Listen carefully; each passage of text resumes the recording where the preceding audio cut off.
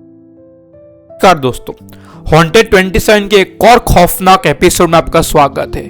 आज बड़े दिन के बाद मैं एक कहानी लेके आया हूँ, एक ऐसी हॉरर कहानी, एक ऐसी हॉन्टेड कहानी ले आया हूँ ना, जो सुनने के बाद आप ये बिलीव कर दोगे कि नेगेटिव एंटिटी, पैरानॉर्मल जैसी चीजें होती है। जिन लोगों को भी ऐसा लगता है ना ऐसा कुछ नहीं होता है, उन लोग गारंटी दे रहा हूं मैं, उन लोग बिलीव ही कर देंगे कि ऐसी सारी चीजें भी एग्जिस्ट करती है। और ये वीडियो उन लोग को शेयर करना, वो दोस्तों को शेयर करना जो ये बोलते हैं कि भूत प्रेत जैसी चीज नहीं होती है। दिमाग हिला के रख देगी आपकी ऐसी दर्दनाक कहानी ले आया हूँ। मुझे मालूम है मैं बहुत टाइम के बाद लॉन्ग वीडियो बना रहा हूँ, इसलिए आपका रिस्पांस अच्छा खासा आना चाहिए। इस पे अच्छी खासी लाइक्स आनी चाहिए। कमेंट सेक्शन में भी पूरा कमेंट सेक्शन जय बजरंगबली के नाम से भर जाना चाहिए। चलिए भाई, आज की दर्दनाक एक ऐसी खौफनाक कहानी की शुरुआत करते बिना कोई समय गवाए। कहानी है महाराष्ट्र के एक छोटे से गाँव की। गांव का नाम नहीं बताया गया है, इसलिए महाराष्ट्र के एक छोटे से गांव जिसका नाम हम लोग रामपुर रख देते हैं। एग्जाम्पल, रामपुर में घटी हुई दर्दनाक कहानी आपके सामने ले आऊं। कहानी बहुत पुरानी है, 30 से 35 साल पुरानी कहानी है। 1994 में घटी हुई बाबूलाल नाम के व्यक्ति के साथ घटी हुई दर्दनाक कहानी है। दरअसल बाबूलाल एक प्रोफेशनली एक स्क्रैपमैन था जो भंगार का काम करता था। एक गांव से भंगार लाता था और बड़े बड़े शहरों में जाके बड़े बड़े जो गोडाउन होते हैं, गोदाम होते हैं, उनको बेचता था और बीच में जो भी कमीशन मिलता था ना, उससे अपना घर चलाता था। दरअसल उसके घर में 2 लड़की और उसकी एक पत्नी के साथ वो रहता था। बड़े मजे से अपनी जिंदगी काट रहा था, बहुत खुशहाली से अपनी जिंदगी काट रहा था।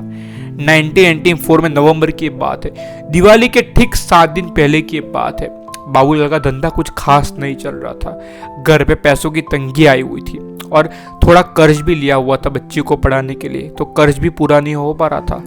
तो बाबूलाल सोचता है कि भाई दिवाली भी सर पे है ना, इतनी आमदनी भी नहीं है, करूँ तो करूँ क्या। ये सब सोचते सोचते उसके कुछ दिन कट रहे थे और दिवाली नजदीक आते जा रही है। ठीक दिवाली के 3 दिन बाद बाबूलाल को यह पता चलता है, वाया किसी से पता चलता है कि उसके गांव से करीबन 20 किलोमीटर दूर एक बड़ा सा शहर है।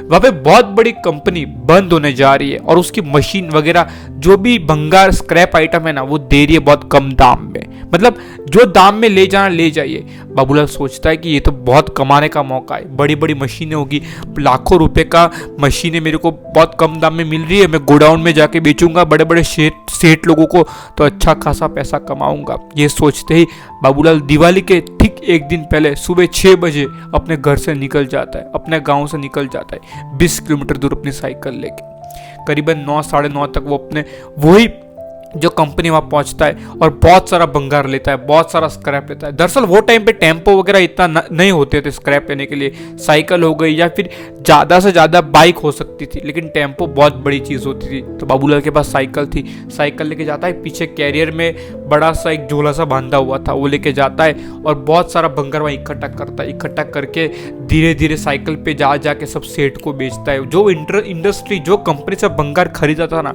वो सब भंगार अलग अलग शहर में जाके बेचता है। और ऐसे करते करते अभी शाम के 7 बज जाते हैं। बाबूलाल अपनी घड़ी देखता है कि भाई अब मुझे वापिस अपने गांव रामपुर के निकलना चाहिए। आज तो अच्छा खासा प्रॉफिट हो गया, अच्छा खासा आज तो कमा लिया है, मेरा कर्ज भी खत्म हो जाएगा और दिवाली भी बहुत खुशी से बन जाएगी। बहुत कमा लिया, एक दिन की पूरे महीने की कमाई मैंने एक ही दिन में कर ली, ये तो यार नसीब की बात है। बाबूलाल बढ़िया से अपनी साइकिल पे सवार होता है और रामपुर अपने गाँव के लिए निकल जाता है। करते करते भी रात के 8:30। दिवाली के दिनों में आप ऐसा महसूस करके हल्की फुल्की ठंड शुरू हो जाती है। लेकिन 1994 की बात कर रहा हूँ, उस टाइम पे दिवाली के आसपास तो क्या, दिवाली से ठीक 3 महीने 2 महीने पहले भी इतनी ठंड गिरती थी ना, कैसे ककड़ाती वाली ठंड गिरती थी। तो रामपुर जहाँ पे बाबूलाल रहता था वहाँ पे बहुत तेजी से ठंड गिरती है और उसका जो गाँव का रास्ता वो पूरी तरह से सुनसान था। आसपास खेतर थे और बीच में से सुनसान सड़क जाती थी। साइकिल लेके बढ़िया जा रहा है। समय देख रहा है कि अभी 8 बज गए, अभी आधा घंटा और फिर अपने गांव में पहुंच जाऊंगा और अपनी पत्नी को बोलूंगा आज बहुत अच्छा प्रॉफिट हुआ है, बहुत अच्छी आमदनी कमाई, आज तो खाने में अच्छा कुछ ही चाहिए मुझे। और 2-3 किलो मिठाई भी ले लिया था बाबूलाल के घर में, मिठाई खिलाऊंगा, बच्चे लोग को खुश हो जाएंगे। और पेंडल मारते मारते खुशी के मारे सोते सोते पेंडल मारे ही जा रहा है। थोड़ी दूर आगे जाने के बाद बाबूलाल को बहुत जोर की ये लगती है, तो बाबूलाल अपनी साइकिल को स्टैंड पे रखता है और थोड़ा सा खेत जो ट्री जैसा कुछ था उसके पास जाता है और करता है। रिलैक्स होने के बाद वापस से बाबूलाल अपनी साइकिल पे आता है। साइकिल पे आके देखता है कि उसकी साइकिल की चेन उतरी हुई है। बाबूलाल सोचता है ये क्या सीन हो गया, ये क्या इंसिडेंट हो गया यार, मैं गया था तो चेन चढ़ी हुई थी, अब चेन कैसे उतर गई है। 15-20 मिनट उसको लगे चेन चढ़ाने, बढ़िया से चेन वेन चढ़ाया साइकिल पे और साइकिल पे बैठ गया। साइकिल चलाई जा रहा है कि बाबूलाल को ऐसा महसूस हो रहा है कि उसकी पिछली वाले सीट पे कोई तो बैठा हुआ है, क्योंकि बहुत वजन लग रहा है साइकिल में। पेंडल जो मार रहा है बहुत मुश्किल से साइकिल आगे बढ़ रही है। बाबूलाल पीछे घूम के देखता है कि साइकिल पे तो कोई नहीं बैठा हुआ है। बाबूलाल सोचता है कि क्या पता मेरे चक्के जो व्हील्स होते हैं वो पंचर तो नहीं है। उतर के चेक करता है कि हवा भी टाइट भरी हुई है, तो मुझे ऐसा क्यों लग रहा है कि पीछे कोई बैठा हुआ है। वापिस से साइकिल में बैठता है, देखता है कि वापिस साइकिल बैठता है, पेंडल मारता है कि ये महसूस करता है कि पीछे कोई बैठा हुआ है। और बाबूलाल घबराने के पसीना छूट रहे, थोड़ा सा घबरा गया बाबूलाल कि ये क्या सीन हो रहा है मेरे साथ। जैसे साइकिल चला रहा हूँ वैसा को महसूस हो रहा है, पीछे बैठा हुआ है।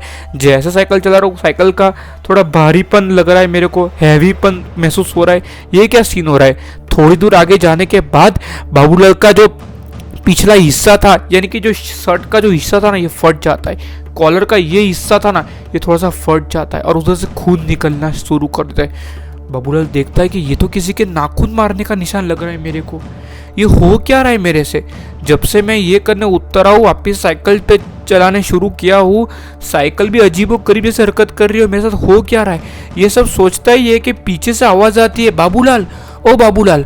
बाबूलाल जैसे ही पीछे घूमता है कि देखता है कि सामने एक औरत खड़ी हुई है जो कि सफ़ेद कलर की साड़ी पहनी हुई है और काला कलर का दुपट्टा लगाई हुई है, मतलब ऐसे सर पे बांधी हुई है मफलर की तरह, और उसके बाल खुले हैं और बाबूलाल को बहुत ही बुरी तरह से देख रही है। बाबूलाल बहुत जोर का चीखता है, साइकिल पे बैठता है, बड़ी मशक्कत करता है, पेंडल मारता है, जैसे तैसे करते साइकिल आगे भगाता है। थोड़ी दूर आगे जाने के बाद उसकी साइकिल के दोनों ही पहिए पंचर हो जाते हैं, जोर से आवाज़ आती है टायर फटने की। और वो औरत जो कि बाबूलाल के पीछे दौड़ रही थी, अब वो बाबूलाल की पिछली वाली जो सीट है, कैरियर सीट है, उस पे आके बैठ चुकी है। बाबूलाल के दांत ऐसे कड़कड़ा रहे। बाबूलाल साइकिल वही डालता है और दौड़ता है अपने गांव की तरफ कि वो औरत पीछा कर रही है बाबूलाल का पीछे। बाबूलाल, ओ बाबूलाल, ऐसे चिल्लाई जा रही है और बाबूलाल आगे दौड़े ही जा रहे। थोड़ी दूर आगे जाने के बाद, मानो आधा 1 किलोमीटर आगे जाने के बाद, बाबूलाल बेहोश हो जाता है।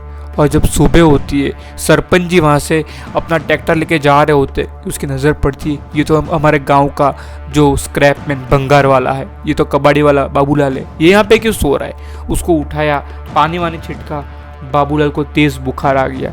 जैसे तैसे करके ट्रैक्टर में बिठा के बाबूलाल को घर पे लेके गए। बाबूलाल की पत्नी भी परेशान, उसके बच्चे भी परेशान, पूरा गांव बाबूलाल के घर पे आ चुका था कि बाबूलाल को रात को हुआ तो हुआ क्या। बाबूलाल ने पूरी बात सरपंच जी को बताई कि मेरे साथ रात को ये हुआ।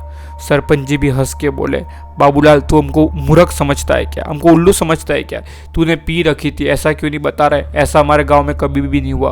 और गांव वाले सब बाबूलाल के खिलाफ हो गए कि बाबूलाल झूठ बोल रहा है, लेकिन बाबूलाल का अंदर का मन ही जान रहा था कि बाबूलाल के साथ क्या हुआ। उसके ठीक 3 दिन के बाद सरपंच जी बेटे के साथ जो कि शहर से आ रहा था, उसके साथ भी सेम इंसिडेंट हुआ और सेम चीज़ हुई कि उसकी भी गाड़ी जो कि 4 व्हील लेके आया था उस टाइम पे, वो शहर से अपने गांव, उसकी चारों 4 चक्के पंचर हो जाते और वही औरत उसको दिखती है जो बाबूलाल को दिखी थी। तो सरपंच जी को लगता है कि बाबूलाल सही बोल रहा था।